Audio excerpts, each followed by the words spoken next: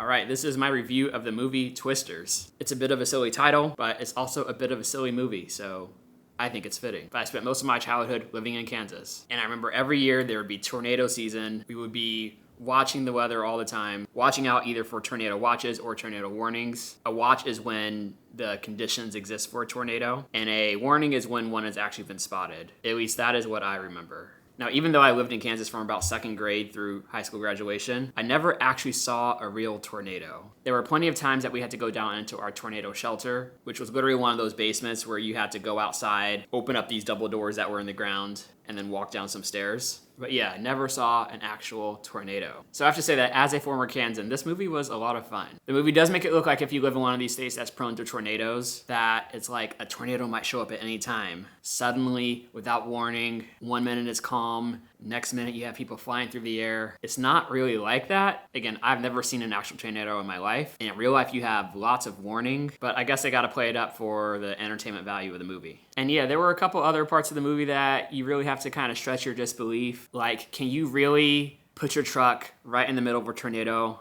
and then just drill some things into the ground and then you'll be okay? I don't think that's how it works, but it made for some cool shots in the movie. Can you really shoot fireworks up a tornado? I've never seen that, but it sounds pretty cool. Can you really stop a tornado by putting some chemicals in it? And if you can, is it really gonna be one PhD student figuring this out all on her own from conception to execution of a very dangerous experiment? Probably not, but I would argue that it doesn't matter because every time this movie does one of these things that stretches disbelief, it is fun, it is entertaining, it is pretty well done. The core story of this movie is really of this main character, Kate, who has these ambitions to stop these tornadoes, and it leads to some really tragic consequences when she's young. And by the way, when they killed like half of that group of friends at the very beginning of the movie, I was genuinely surprised. I was like, whoa, okay, this movie's not playing around. But anyway, she starts out ambitious, I can destroy these tornadoes, and then she suffers a major setback, and she's down and out and discouraged, and then slowly she gets back to the point throughout the movie where she has recovered her confidence. She is